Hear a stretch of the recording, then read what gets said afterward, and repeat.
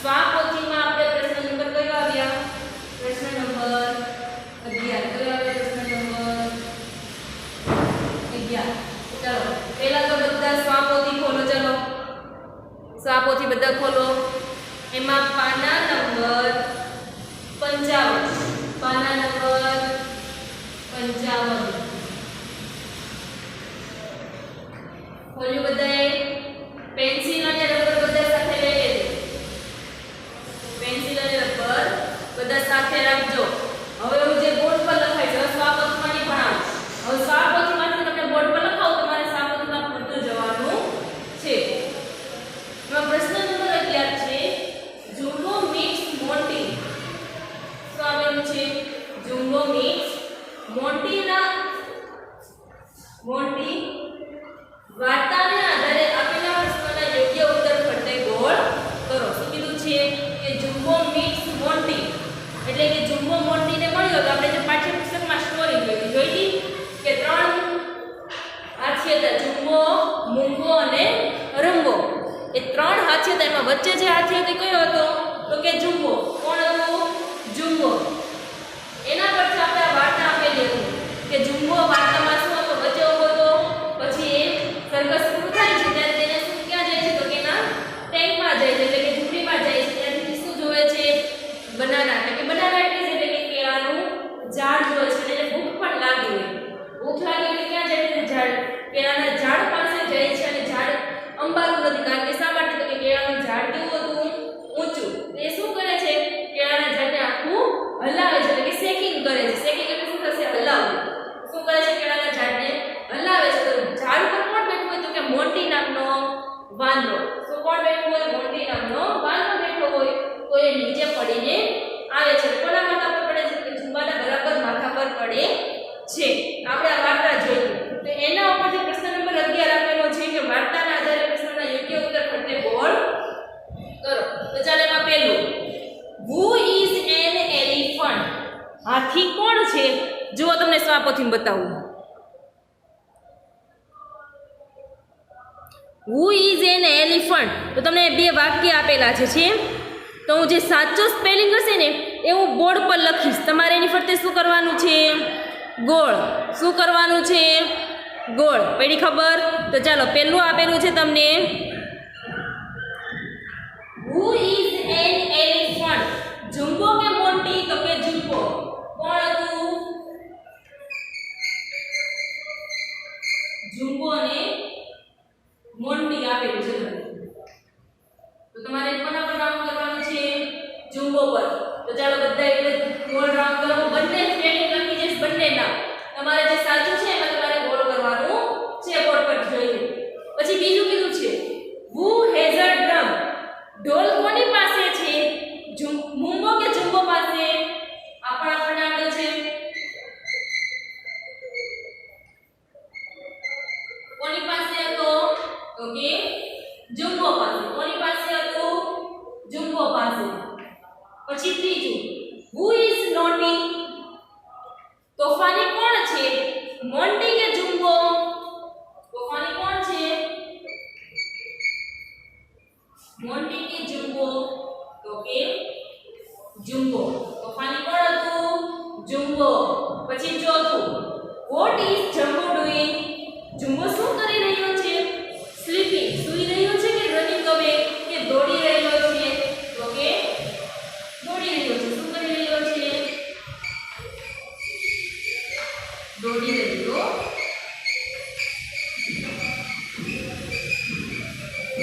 તો આના માટે ગોળ કરો. રનિંગ અવે પર. પછી પાંચમું What is Jumbo holding? જમ્બોએ શું લટકાવ્યું છે? બેલ્સ કે બનાના? તો કે બેલ્સ. શું આવશે?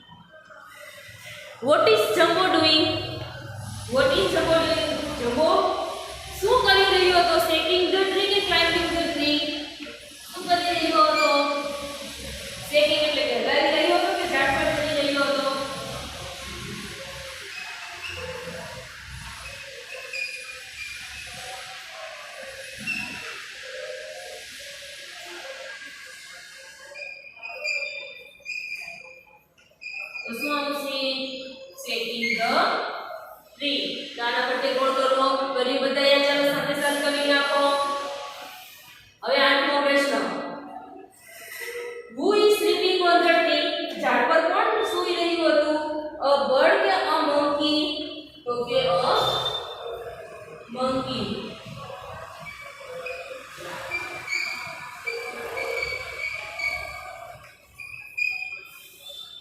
કોણ સુઈ રહ્યું હતું? એક વાંદરો. પછી 9. What is the name of the monkey? વાંદરાનું નામ શું છે? મોન્ટી કે મોન્ટુ?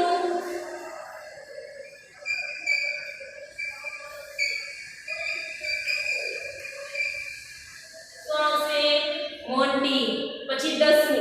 હુ ઇઝ ફેલિંગ ડાઉન? કોણ નીચે પડ્યું? મોન્ટી કે જુમ્બો?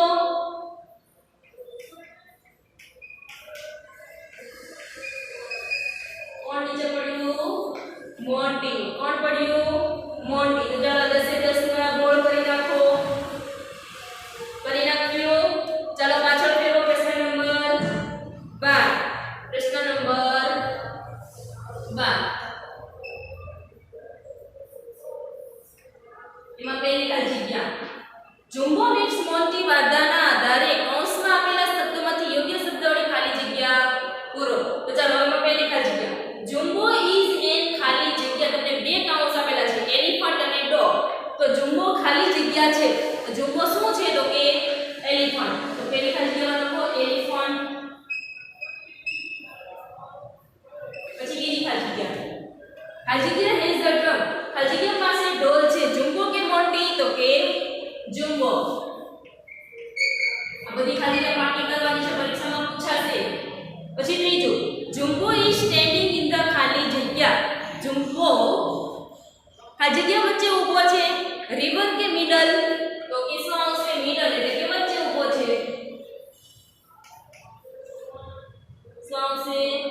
મિડલ. પછી ચોથું, જમ્બો ઇઝ ખાલી જગ્યા ઇન ધ મિડલ. જમ્બો વચ્ચે ખાલી જગ્યા વચ્ચે છે. તો કે સ્ટેન્ડિંગ કે સિટિંગ? એટલે કે સ્ટેન્ડિંગ, વચ્ચે ઊભો છે.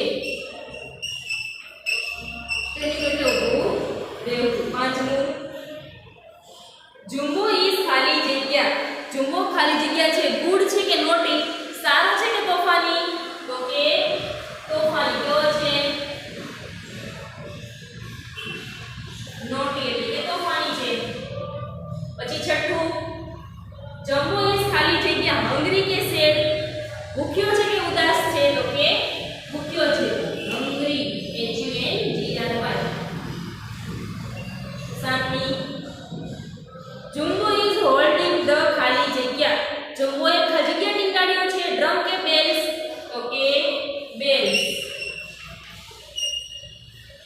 પછી આઠમું, જુમ્બો ઇઝ ખાલી જગ્યા the bells. Jumbo A bells ખાલી જગ્યા છે. તો કે હોલ્ડિંગ કે રિંગિંગ? તો કે હોલ્ડિંગ, એટલે કે લટકાવ્યા છે.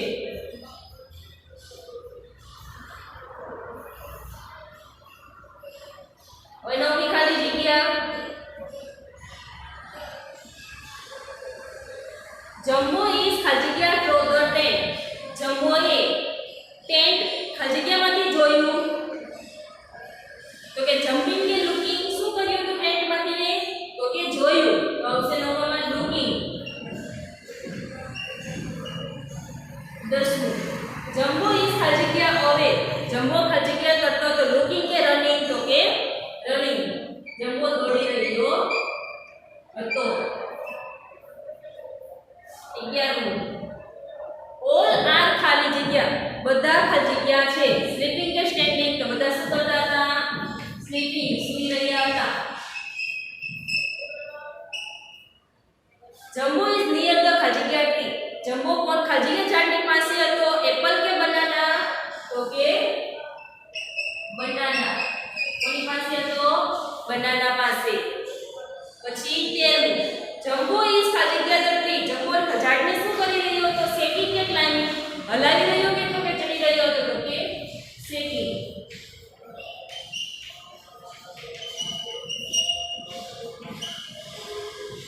પછી 14મું, અ મંકી ઇઝ ખાલી જગ્યા ઓન ધ બનાના ટ્રી.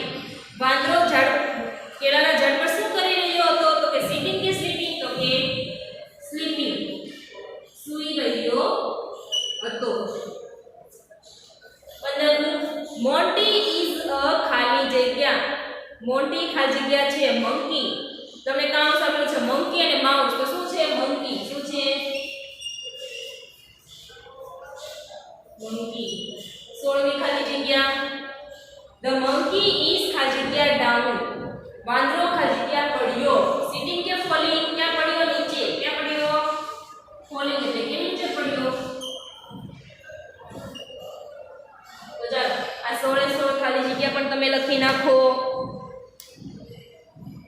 લખી નાખી ચલો સ્વાપોથીના લખાઈ જાય એટલે અંગ્રેજીની પાકી નોટ ખોલવાની છે કઈ ખોલવાની છે અંગ્રેજીની પાકી નોટ હવે આ ચેપ્ટર આપણે કહ્યું હતું માય ફેમિલી કયું ચેપ્ટર હતું માય ફેમિલી તમારે સ્વાપોથી લખાઈ જાય એટલે સ્વાપોથીની ખાલી જગ્યા છે પ્રશ્નો છે બધું તમારે પાકું કરવાનું છે પરીક્ષામાં તમને પાઠવાળી ખાલી જગ્યા પૂછાશે હવે આપણે માય ફેમિલી નિબંધ લખવાનો છે શું લખવાનું છે માય ફેમિલી નિબંધ આપણો ચેપ્ટરનું નામ માય ફેમિલી છે મારું કુટુંબ તેનો નિબંધ પણ આપણે લખવો પડશે તો ચાલો બધાએ અંગ્રેજીની પાકી નોટ ખોલી ચલો બધા અંગ્રેજીની પાકી નોટ ખોલો બધા અંગ્રેજીની પાકી નોટ ખોલી એમાં તમારે આશયમાં શું લખવાનું છે ખબર છે બધાને નિબંધનું નામ શું લખવાનું છે નિબંધ તમારે આ નોટ છે ધારો કે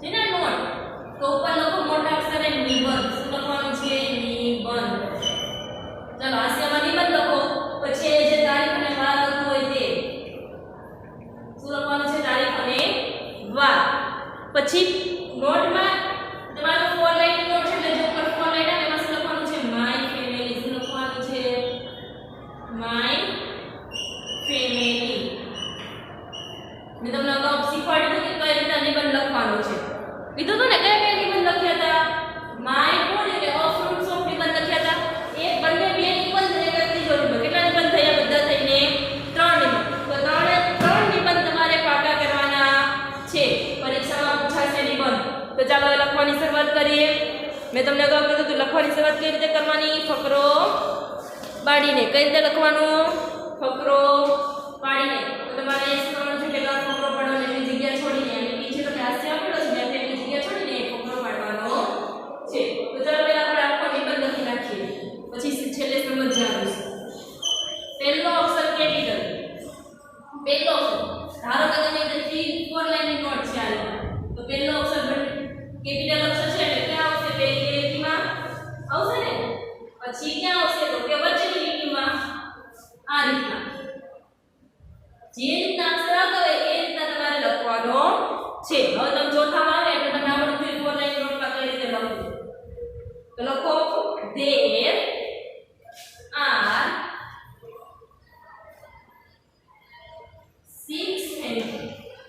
6 members in my તમારે નો સમય તો નીચેની લીટીમાં લખવાનું છે ક્યાં લખવાનું છે નીચેની લીટીમાં મારી બોર્ડમાં જગ્યા છે તો હું તમને જવા દઈશ પણ તમારે નો લખાય નીચે અહીંયા ધારો કે અહીંયા તમારી લીટી પૂરી થઈ ગઈ તો આગળ વાક્ય ક્યાં લખવાનું છે નીચેની લીટીમાં પછી આ વાક્ય પૂરું થઈ જાય એટલે બાજુમાં શરૂઆત કરવાની છે તો in my family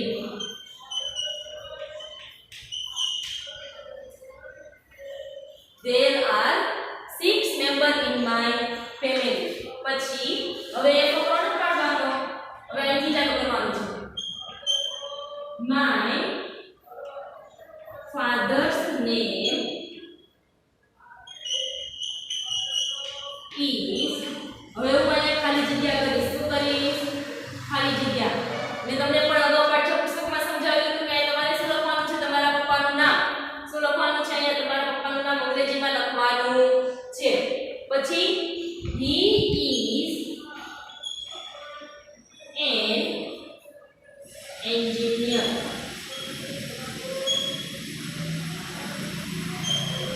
પેલી ખબર તો અહીંયા પણ તમારે તમારા પપ્પા ધારો કે તમારા પપ્પા ટીચર હોય તો શું લખવાનું અ ટીચર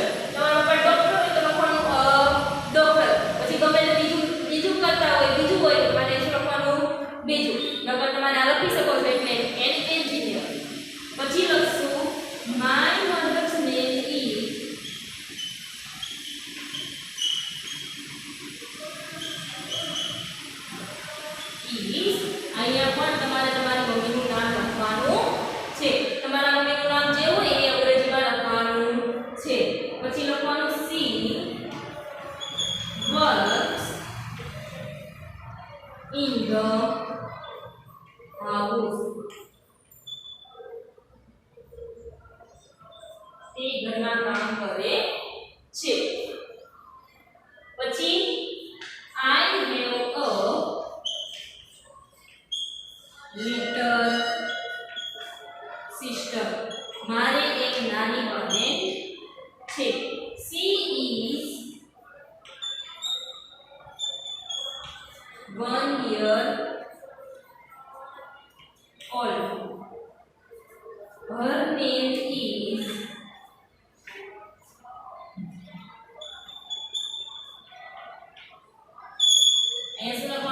તમારી બહેનનું નામ અંગ્રેજીમાં. પછી અહીંયા મેં લખ્યું 1 વર્ષની છે તો તમારે શું લખવાનું? તમારી દીદી જેટલા વર્ષની હોય એટલા વર્ષનું લખવાનું છે. હવે શું કરવાનું? એટલું લખાય એટલે એક લીટી છોડીને પાછો કપડા પાડવાનો. હવે લખવાનું my grandfather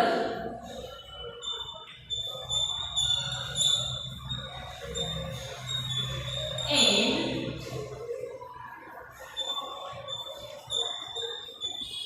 grandmother also live with us. મારા દાદા અને દાદી પણ અમારી સાથે રહે છે. પછી we love them. We are happy family. So we are happy family. તો આ તમારો માય ફેમિલીનો નિબંધ થયો. તો ચાલો પહેલા લખી નાખો નિબંધ અને પછી આપણે સમજીએ.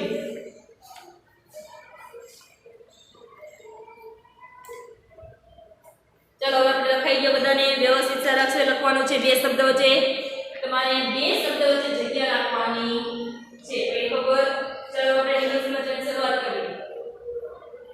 There are 6 members in my family. Family એટલે શું થશે? કુટુંબ. my એટલે કે મારું. members એટલે કે તમારા કુટુંબમાં કેટલા મેમ્બર્સ છે, કેટલા વ્યક્તિઓ છે. શું થશે? members એટલે વ્યક્તિઓ. 6 એટલે 6 તો શું છે? મારા કુટુંબમાં 6 વ્યક્તિઓ છે. my father's name is ખાલી જગ્યા કઈ છે? તો my એટલે કે મારા father's એટલે કે પપ્પા. name એટલે કે નામ. મારા પપ્પાનું નામ. હવે તમને એ જો ધારો કે તમારા પપ્પાનું નામ અનિલભાઈ હોય. શું હોય? અનિલભાઈ. તો તમારે શું લખવાનું? એનો સ્પેલિંગ અનિલભાઈ. એની ખબર?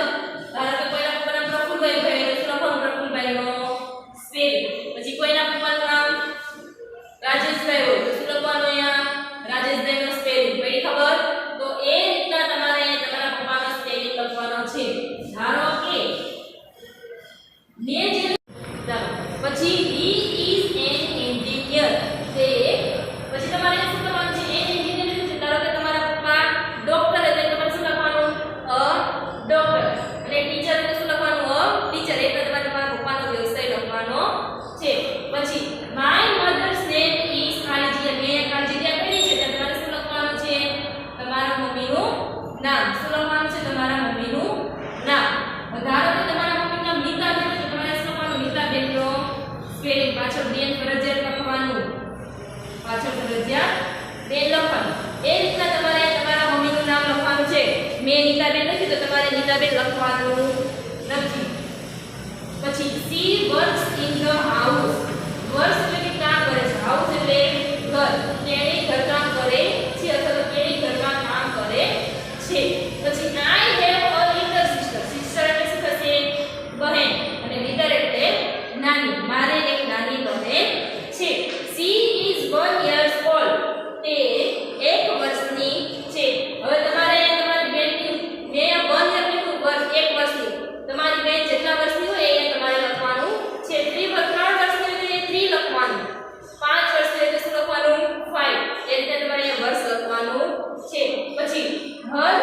નેમ ઇઝ ખાલી જગ્યા એટલે પાછી ખાલી જગ્યા કરીએ એટલે તમારે શું લખવાનું છે તમારી બહેનનું નામ અહીંયા શું લખવાનું પપ્પાનું નામ